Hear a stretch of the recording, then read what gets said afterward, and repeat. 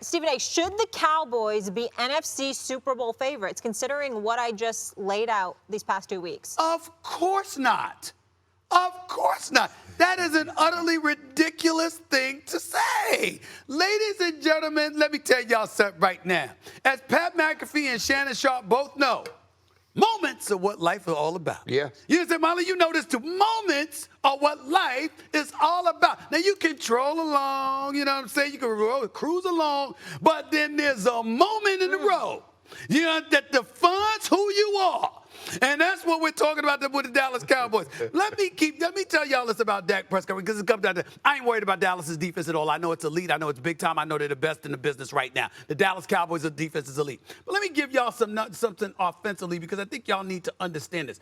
Did you know that Dak Prescott, September, October, and November, he wins games, and his personal best is December. He's 19-6 in the month of December in his career. Here's the problem. He's 3-7 in January. He's 3-7 in the month of January. January is when he nosedives. You see what I'm saying? And last time I checked, aren't the playoffs in January? I don't think the playoffs are in December. The playoffs are in January. This is where this dude folds. And we all know that's what this is going to come down to. Dallas defense is going to get you there. But they're going to need Dak to get him over the hump. That is the question mark. That's what every Dallas Cowboy fan is worried about everywhere. You just wait and see, Pat McAfee. You just wait and see, my brother.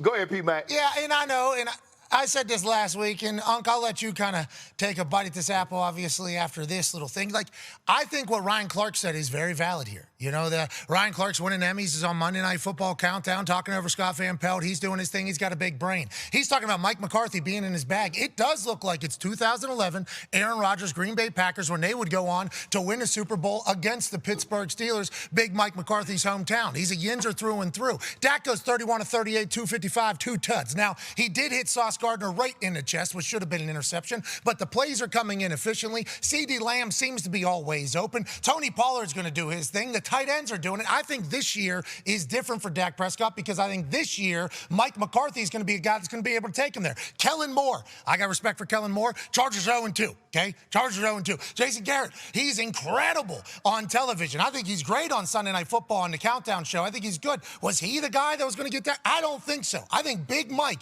is the reason why Dak Prescott's going to play his best football this year, and they got the #1 defense in the world, Craig, in the world. I think this is the year where we can actually buy into the hype and know that Stephen A. is going to hate until January. He just gave himself. Listen, September they're going to win, October, November, December. It's like nothing happens for the next 3 months while we're talking to you, I guess, about the Cowboys. But I think this is the year, Shannon. I think this is the year that they have what it takes to make it. And thank God there's an AI Jerry Jones over there. And now finally this Dallas Cowboys team is worth all the hype that they've had for the last 2 decades, Unc. Well, you know what? Stephen A. said it's going to come down to Dak Prescott, because he did something. He's done something this year he hadn't been able to do all of last year. Go consecutive games without turning the football over. Remember, he tied for the lead in only 12 starts. Now, hold on. Did you see 2 interceptions drop? He dropped them. You ain't going to bring that up? You ain't going to bring that up that 2 interceptions were dropped? That don't matter. But sometimes it's better to be lucky than good, Stephen A. Okay. And that's what he is right now. All right. The only concern that I have, P-Mac, is red zone offense. Their field goal kicker kicked 5 field goals. When you get the ball down there, kicking field goals in the playoffs gets you beat.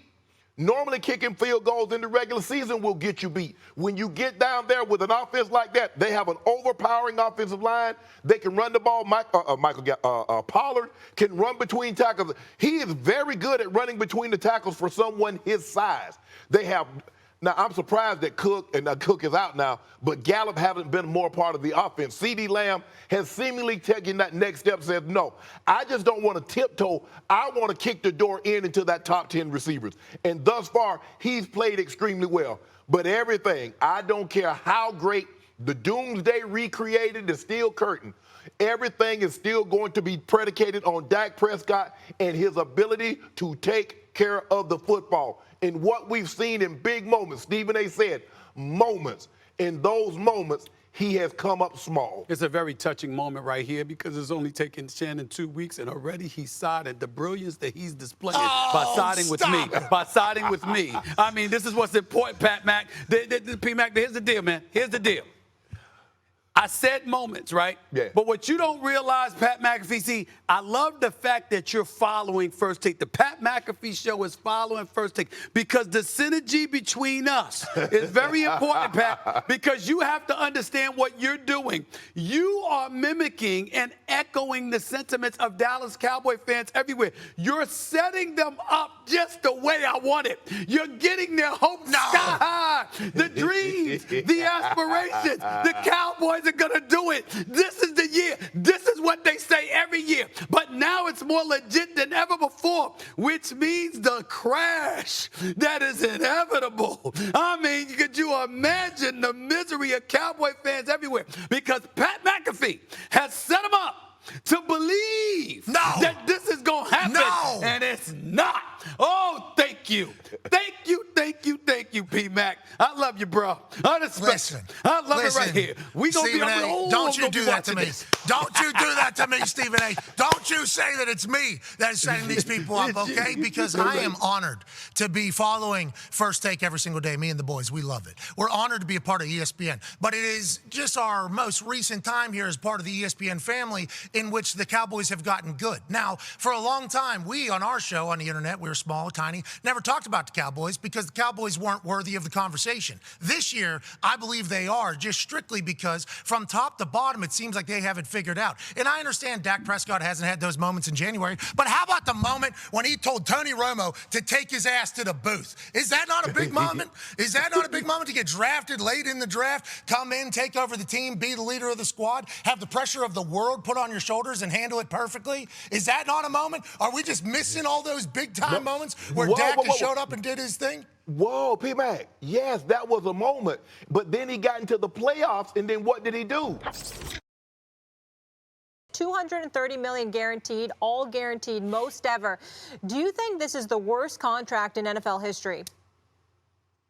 Oh, I love that. I think anytime a player gets paid, I'm happy for him. Now, I think there was a massive question mark, though, on sitting out for 2 years and then being able to just jump back into football, especially with everything that happened in his life that was taking place. It had to be very stressful because of the severity and how terrible it all was with what was happening. So I think worst contract of all time, I mean, I guess we're going to have to say that at this exact point.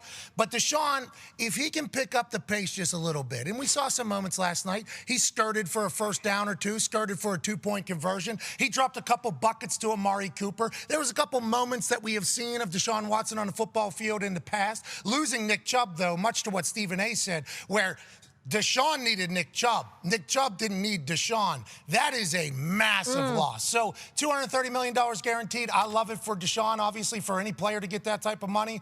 But, yeah, I think we're going to look back on this and say, wow, salary cap going that way for a guy that isn't able to perform at the top level when you got a guy like Nick Chubb that should have been your guy, he's gone. Yeah, I think we're going to talk about it in a negative light for some time. The one thing I want to say about this real quick, fellas, is this. The troubles, for the most part, were self-inflicted. Correct. Because they were self-inflicted, there was an elevated level of responsibility he had to do everything that he could to mimic real action any way that he could. Of course, you can't play in the games, whatever, but you got to make sure you in tip-top shape. Right. You got to make sure that you're working out religiously and you're doing everything that you possibly can do so once you get back on the field, you don't look like a foreign object, okay? And you look nothing like yourself. I think what's been made very, very clear that all of this stuff that was doing, one of the other indictments against him, no pun intended, is that he wasn't doing all that he could to be as ready as he could. Right. Because he should look much better than he has looked. Well, I agree with both of you guys. If Deshaun Watson didn't play another down, we would say this was the most